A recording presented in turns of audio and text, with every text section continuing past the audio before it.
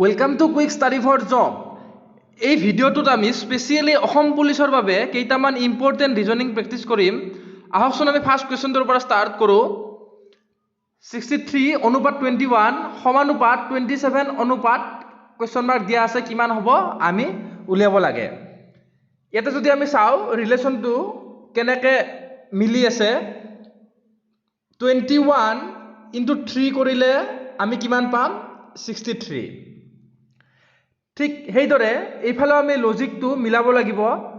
মানে ইনটু 3 কৰিব লাগিব কিহৰ লগত ইনটু 3 কৰিলে আমি 27 পাম ডেফিনেটলি 9 হ'ব 9 into 3 27 সো অপচন বি হ'ব ৰাইট এনসাৰ। নেক্সট কোৱেশ্চনটো লৈছো ACE FHJ OQS ইয়াতে কি হ'ব আমি উলিয়াব লাগে। ইয়াতে চাব এৰ পিছত চাৰিটা লেটাৰ বাদ দি BCDE তাৰ পিছত আহিছে F। ঠিক সেইদৰে চিৰ পিছত H আহিছে চাৰিটা লেটাৰ স্কিপ কৰি পেলাই আৰু ইৰ পিছত চাৰিটা লেটাৰ স্কিপ কৰি J আহিছে। ঠিক সেইদৰে ৰাইট হ্যান্ড সাইডতো আমাৰ এনেকৈ আহিব ওৰ পিছত চাৰিটা লেটাৰ স্কিপ কৰিলে কি আহিব PQRS তাৰ পিছত কি আহিব T। সো আমি যদি ইয়াতে চাওঁ option C too right answer হ'ব লাগিব কাৰণ সি টু T অলৰেডি দিয়া আছে ষ্টাৰ্টিং লেটাৰত বাকি কেইটা লেটাৰ যদি আমি মিলাই চাওঁ কিউৰ পিছত V আহিব চাৰিটা লেটাৰ পিছত আৰু এছৰ পৰা চাৰিটা লেটাৰ স্কিপ কৰি আহিব X। সো এনেকৈ আমি কৰিব লাগিব। এতিয়া আমি নেক্সট কোৱেশ্চনটো লৈছো choose out the odd one. ইয়াৰ পৰা আমি অড কোনটো হেতু উলিয়াব লাগে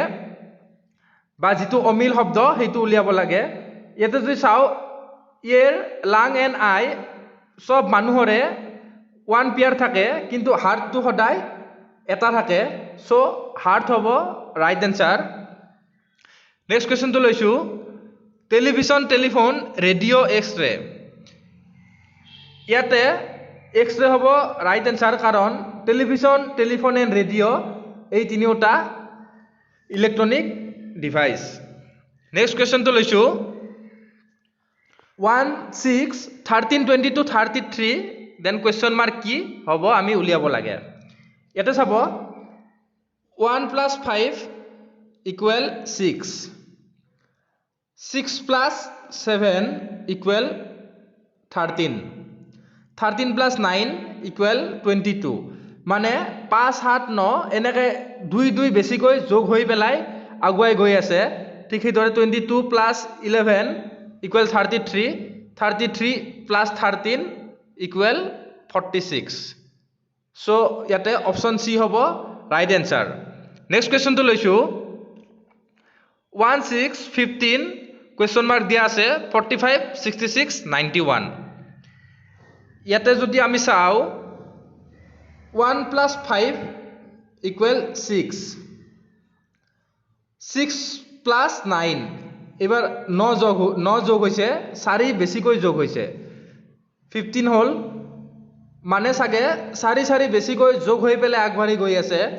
15 + 13 যদি কৰোঁ কি হ'ব 28 হ'ব। অপচন ডি 28 এনসাৰ হ'ব পাৰে তাৰ কাৰণে আমি বেলেগ সিকুৱেন্স কেইটাও মিলাই চাওঁ 28 + 17 ইয়াতে আমাৰ 28 আহিছে 28 + 17 কৰিলে কিমান হ'ব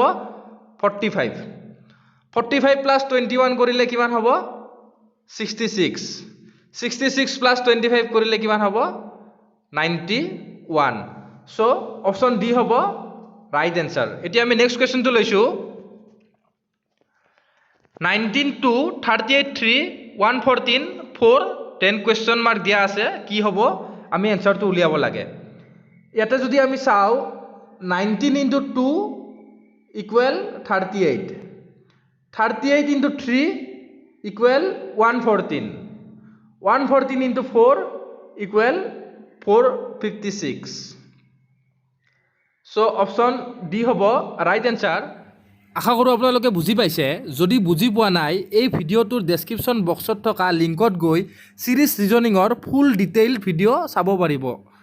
এতিয়া আমি নেক্সট কোৱেশ্চনটোলৈ আগবাঢ়িছোঁ choose the missing term out of the given alternatives UOI question mark W question মাৰ্কত কোনটো লেটাৰ হ'ব সেইটো আমি উলিয়াব লাগে ইয়াতে চাব আমাৰ ইউৰ পিছত অ আহিছে T S R Q P মানে পাঁচটা লেটাৰ আগত অ আহিলে দেন অ'ৰ পিছত আহিছে আই 1 2 3 4 5 আকৌ পাঁচটা লেটাৰ আগত আই আহিছে মানে আইৰ পাঁচটা লেটাৰ আগত কোনটো লেটাৰ হ'ব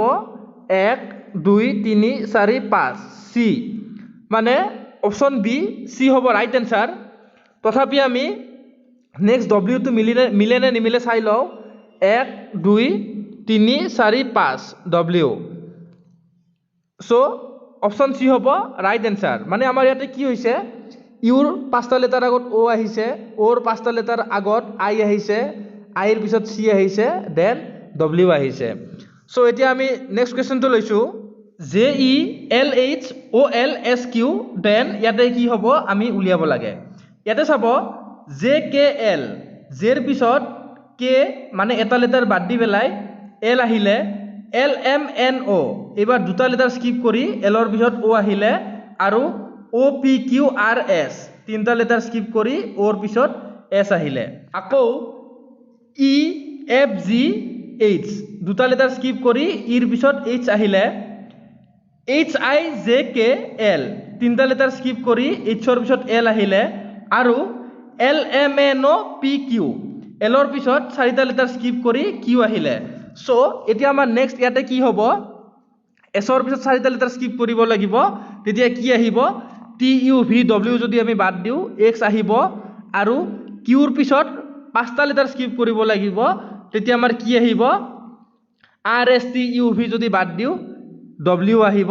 চ' অপশ্যন ডি XW হ'ব ৰাইট এনচাৰ এতিয়া আমি নেক্সট কুৱেশ্যনটো লৈছোঁ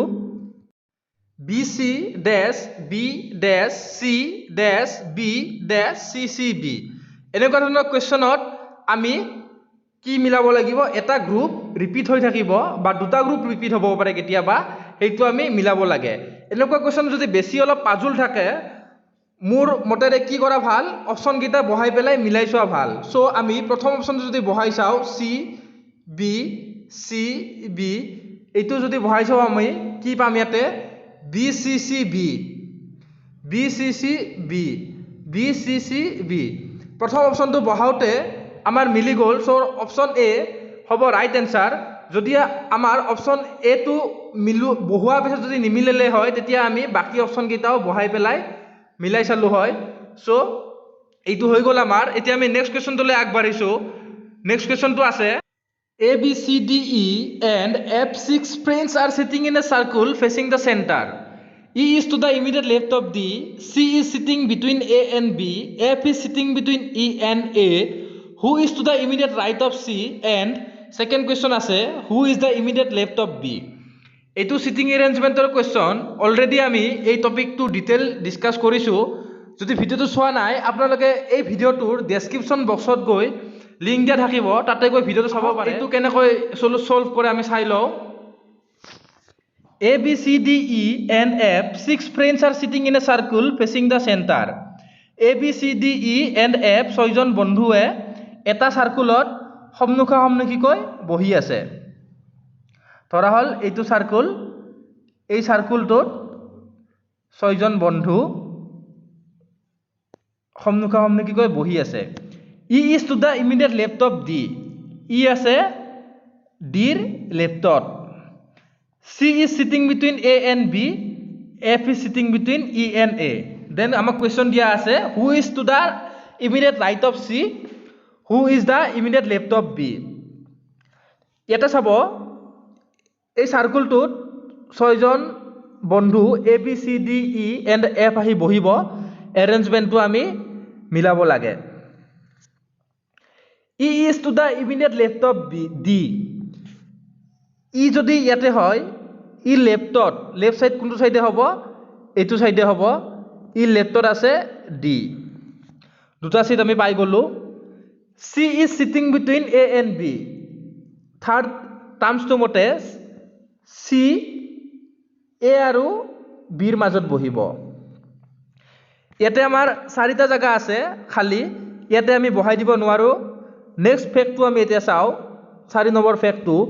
F is sitting between E and A F ক'ত থাকিব E আৰু A ৰ মাজত মানে আমাৰ E আছে ইয়াতে সো ইয়াতে যদি A হয় E and A ৰ মাজত কি হ'ব F হ'ব আমি এইকেইটা সিট পাই গলো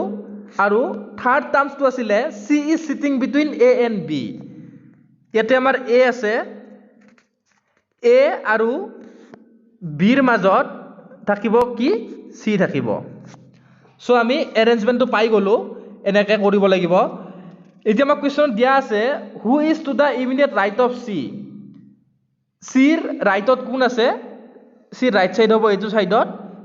C ৰাইটত আছে A অপচন C হ'ব right answer who is the immediate left of B B ৰ লেফটত কোন আছে B ৰ লেফটত B লেফট হ'ব এইটো সাইডে B ৰ লেফটত আছে D অপচন A হ'ব ৰাইট এনসাৰ সো আজিলৈ এইখিনি আছিল যদি ভিডিওটো বুজি পাইছে লাইক কৰিব আৰু জব প্ৰিপাৰেচনৰ বাবে আমাৰ চেনেলটো সাবস্ক্ৰাইব কৰি থব থ্যাংক ইউ সো মাচ